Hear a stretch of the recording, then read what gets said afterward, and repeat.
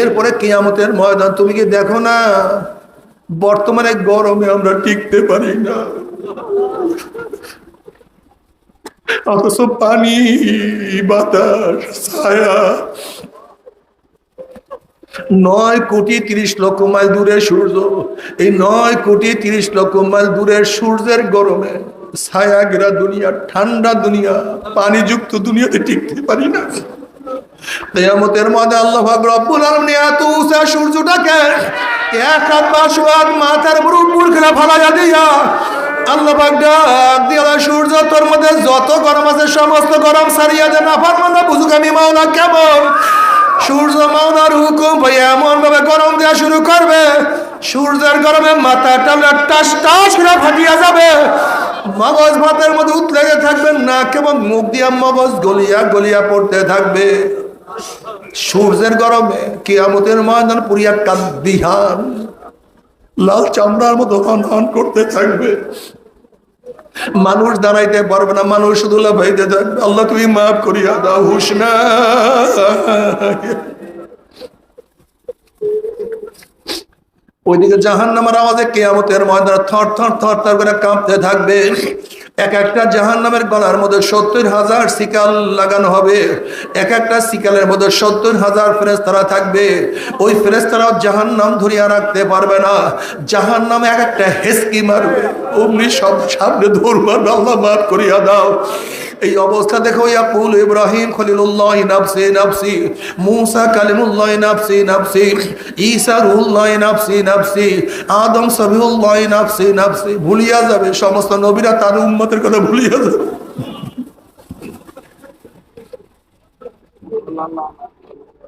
আল্লাহ পাক কালামে পাকের মধ্যে ফরমান, ইয়াউমা ইয়াফিরুল মারউ মিন আখিহি ওয়া উম্মিহি ওয়া আবিহি ওয়া সাহিবাতিহি ওয়া বানিহি। যেই দিন আপন ভাই ভাই পরিচয় দেবে না, মা ছেলেকে সাহায্য করবে না, ছেলে মাকে সাহায্য করবে না, বাবা ছেলেকে উপকার করবে না, ছেলে বাবাকে উপকার করবে না, সবাই নিজেকে নিয়ে ব্যস্ত হয়ে যাবে। এই মুহূর্তে জনাব মুহাম্মদুর রাসূলুল্লাহ সাল্লাল্লাহু আলাইহি ওয়াসাল্লাম সিজদায় পড়ে বলবে, মাওলা তোমার ইজ্জত ও জালালের কসম খেয়ে বলতে আছি, আজকে ওই জাহান্নাম তোমার একটা উম্মতকেও খাইয়া ফেলো, আমি কিন্তু তোমার হাবিব জান্নাতের মধ্যে ঢুকবো না। ও কপাল পোড়ার দলেরা, যে আল্লাহর হাবিব কঠিন মুহূর্তেও তোমাকে আমাকে ভুলবে না, সেই আল্লাহর হাবিবের দাড়ির মধ্যে কেমনে পোষ লাগাও, একটু কি কলিজায় ব্যথা লাগে না? সেই আল্লাহর হাবিবের সুন্নাত কিভাবে ছাড়িয়া দাও, একটু কি মনেও কষ্ট লাগে না? সেই হাবিবে, সেই নবীর নীতি এবং আদর্শ কেন পছন্দ করো না? সেই নবীকে কেন নেতা মানতে পারো না? বাবারে, আমার নবীর চেয়ে কেউ ভালো নাই, সর্বশ্রেষ্ঠ আল্লাহর পরেই তিনি। যদি সুন্নাত অনুযায়ী চলতে পারো, নবী আলাইহিস সালাতু ওয়াস সালাম ফরমান, মান আহাব্বা সুন্নতি ফাকাদ আহাব্বানি ওয়া মান আহাব্বানি কানা মাই ফিল জান্নাত। আল্লাহ তুমি কবুল করিও না, তোমার নবীর সাথে হাসর নাসর করিও।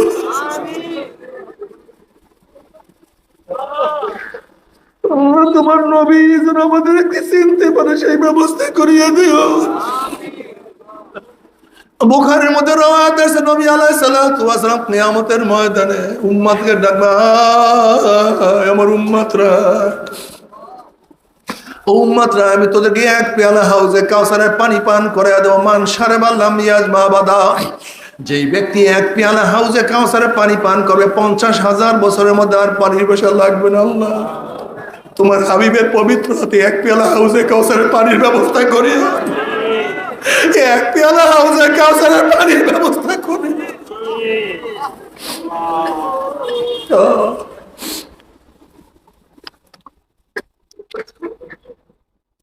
জনাবে মুহাম্মদুর রাসূলুল্লাহ সাল্লাল্লাহু আলাইহি ওয়াসাল্লাম এই অবস্থায় সিজদায় পড়ে, মাওলা তোমার ইজ্জত ও জালালের কসম খেয়ে বলতে আছি, আজকে জাহান্নাম তোমার একটা উম্মতকেও খেয়ে বলে, আমি কিন্তু তোমার হাবিব জান্নাতের মধ্যে ঢুকবো না। আল্লাহর হাবিবের আল্লাহর নবী আলাইহিস সালাতু ওয়াস সালাম দোয়া কবুল করে আল্লাহ পাক বলবে, যাও জিবরাইল, আমার হাবিবের কাছে এই পানিটুকু নিয়ে দিয়ে আসো। নবী আলাইহিস সালাতু ওয়াস সালাম যখন ওই পানি জাহান্নামের গায়ে ছিটা মারবে, জাহান্নাম ক্যাত ক্যাত করে পিছনে চলিয়া যাবে। আল্লাহর হাবিব বলবেন মাওলারে যে জাহান্নামকে লক্ষ লক্ষ ফেরেশতারা ধরিয়া রাখতে পারে না, এ আবার কোন কুদরতি পানি, কোন আশ্চর্য পানি, যেই পানি মারার সাথে সাথে জাহান্নাম পিছনে সরিয়া গেল। আল্লাহ পাক ডাক দিয়ে বলল, হাবিব গো, এই পানি কোন আশ্চর্য পানি না, কোন কুদরতি পানি না, এই পানি হলো তোমার গুনাহগার উম্মতের চোখের পানি। আল্লাহ, এর জন্য নবী আলাইহিস সালাতু ওয়াস সালাম আল্লাহর কাছে দোয়া করে, আল্লাহুম্মা রযুকনি আইনাইনা তাবকিয়ান মিন খাশিয়াতিকা ক্বাবলা আন ইয়াকুনা দামু দামান।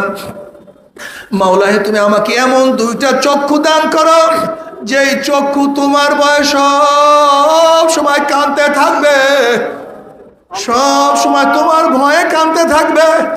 ওই দিন কান্নার আগে যেই দিন চোখের পানি শেষ হয়ে রক্ত বাহির হওয়া শুরু হয়ে যাবে, কিয়ামতের ময়দানে নাফরমানদের চোখের পানি শেষ হওয়ার পরে রক্ত বাহির হওয়া শুরু হবে। পানি এবং রক্ত পড়তে পড়তে গালের গোশত চামড়া পচিয়া পচিয়া পড়িয়া যাবে, কোনো লাভ নাই। আজকে দুনিয়ার মধ্যে এক ফোঁটা চোখের পানিও তোমার জন্য আমার জন্য জাহান্নাম হারাম হয়ে যাইতে পারে। আর কিয়ামতের ময়দানে নাফরমানরা লক্ষ লক্ষ লক্ষ লক্ষ টন পানি চোখের দিকে ফালাইবে, আর কোনো লাভ নাই, আর কোনো ফায়দা নাই। আল্লাহ, এরপর আল্লাহ পাক কাউকে জান্নাত কাউকে জাহান্নামের ফয়সালা দিয়ে দেবে। আল্লাহ, তুমি জান্নাতের ফয়সালা করিয়ে দিও। আল্লাহ,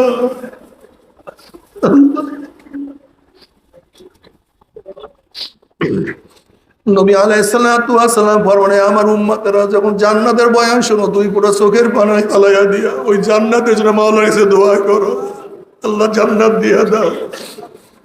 আবার যখন জাহান্নামের বয়ান শোনো, দুই ফোঁটা চোখের পানি ফালাইয়া দিয়া মাওলাকে বলো, মাওলা রে, ওই জাহান্নাম আমাদেরকে নিও না।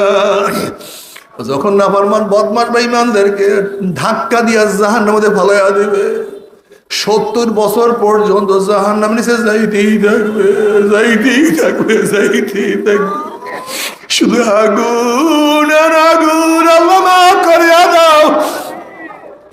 জাহান্নামের পানি পানি করে চিল্লাতে থাকবে, হালাতা কাহাদিসুল গাশিয়া উজুহু ইয়াউমাইযিন খাশিয়া মিলাতুন নাসিবাত তাসলা নারান হামিয়া।